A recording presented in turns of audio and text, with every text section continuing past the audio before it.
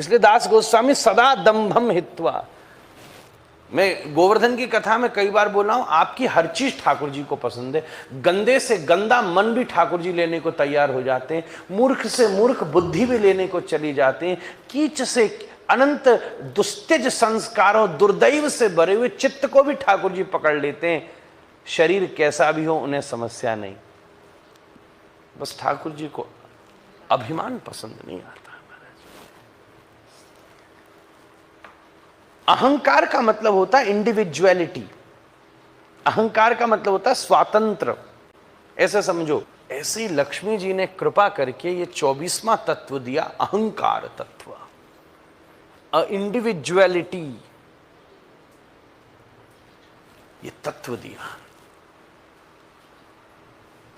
भगवान कहते हैं इसका शोधन कैसे हो, तब भगवान ही गुरु रूप में प्रकट होते हैं महाराज।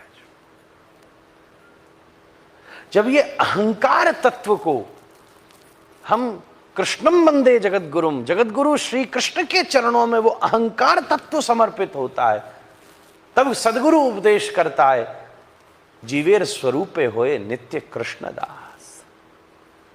भाई तुम्हारा स्वरूप क्या है?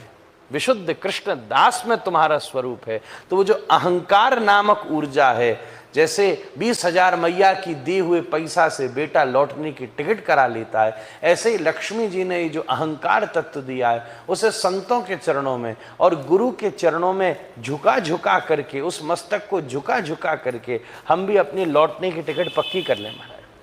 कैसी जगह? यद गत्वा निवर्तन्ते तद्धाम परमं मम। सबसे कठिन विषय वो 24वीं बात है।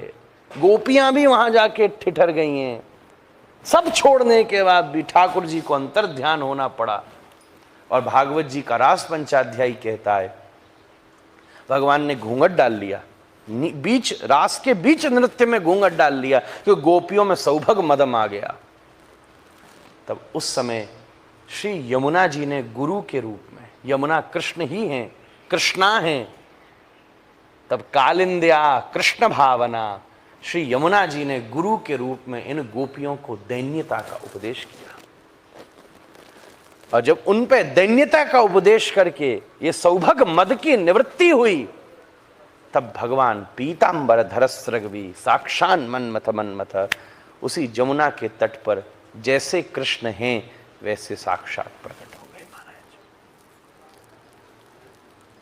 तो आज गुरु पूजन हम कैसे करें? प्रणाम करें न करें, प्रणति करें। मैं बोल चुका हूं, प्रणाम शरीर से होता है, प्रणति अहंकार को चढ़ा देने से होती है। दुनिया में बहुत जगह तन्ने से आनंद आता है, तो कुछ ऐसा भी स्थान हो जहां झुकने से आनंद आ जाए। बहुत जगह आगे बैठने का आनंद होता है, कुछ जगह पीछे बैठने का भी आनंद हो जाए।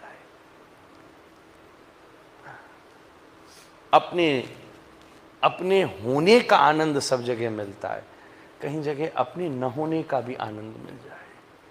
कुछ करने का आनंद सब जगह मिलता है, कहीं कुछ न करने का भी आनंद मिल जाए।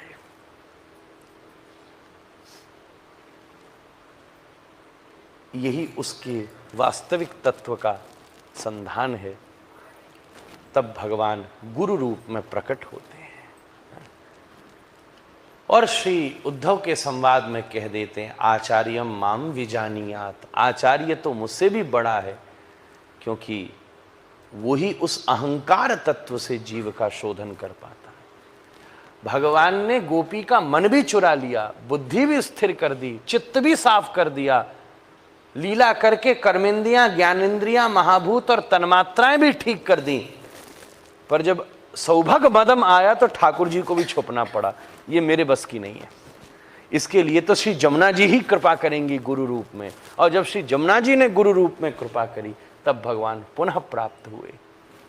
इसलिए शायद इस बिंदु से ये चौपाई उठी है कि गुरु गोविंदो खड़े काकू लागू पाई, बलिहारी गुरु आपकी जो गोविंदियों मिलाए। तब गोपियां ये बात बोली होंगी, हे जमुना जी आपकी बलिहारी हो, जहाँ गोविंद हमें मिला दिया गया। मुझसे एक बालक अभी गुरु दीक्षा में पूछता था, क्या गुरु तो परब्रह्म होता है? मैंने कहा ये थॉट है, अच्छा थॉट है, पर उससे तुम्हें क्या होगा? मोर गुरु होन स्वयं प्रकाश, किंतु ताई होन नित्य श्री कृष्णेर दास। इसमें अहंकार है, वो तुम्हारे अहंकार को कैसे निवृत्त करेगा? इसलिए सदगुरु यमुना है जो अभिमान से पूर्ण निवृत्त है, जिसने रंग भी कृष्ण का ले रखा है, जो तरल हैं, जो सरल हैं, जो प्रवाहित हो रही हैं, न मालाओं पे रुकती हैं न नालियों पे रुकती हैं। इस घाट पर कोई थूकता है और इस घाट पर कोई पंचामृत अभिषेक करता है, पर यमुना बहती चली जाती है, झुकती चली जाती है, हिमालय की ऊंचाइयों से गंगा की गहराइयों तक बहती चली जाती है। कोई परब्रह्म होने से गुरु होता होगा, समझ नहीं आता, पर कृष्ण दास होने से अवश्य गुरुत्व में उस जन्म हो सकता है। महाराज, मैंने उसको कहा तू कह दे गुरु परब्रह्म है, तो उससे क्या हाथ लगा? कुछ न लगा। पर तू ये कहना कि गुरु कौन है मेरा? बोले श्री राधा रमण जी का नौकर है महाराज। सब तेरे हाथ लग गया। क्या हाथ लगा? कि तेरी माला प्रसादी हो गई, कुलिया का प्रसाद मिल गया, तेरी बनाई पोशाक पहन ली, तेरा सिरपेच धारण कर लिया, तेरे घर में स्वरूप की स्थापना कर दी, और किसी दिन कोई तरंग आ गई तो क्या पता राधा रमण कोई उठा के न दे दे। महाराज, जब गोपाल भट्ट गोस्वामी जी दामोदर गोस्वामी जी को दे सकते हैं, तो हर गोपाल भट्ट प्रतीक्षा किसी दामोदर की ही तो कर रहे होंगे। महाराज, बाह्य रूप से नहीं दे सकते तो अंतर रूप से। मंदिरों में राधा रमण हो उससे पहले है मन के अंदरों में राधा रमण हो जाए, यही उसकी पूर्णता का स्वरूप है। आप सबका ये स्वागत है। मैं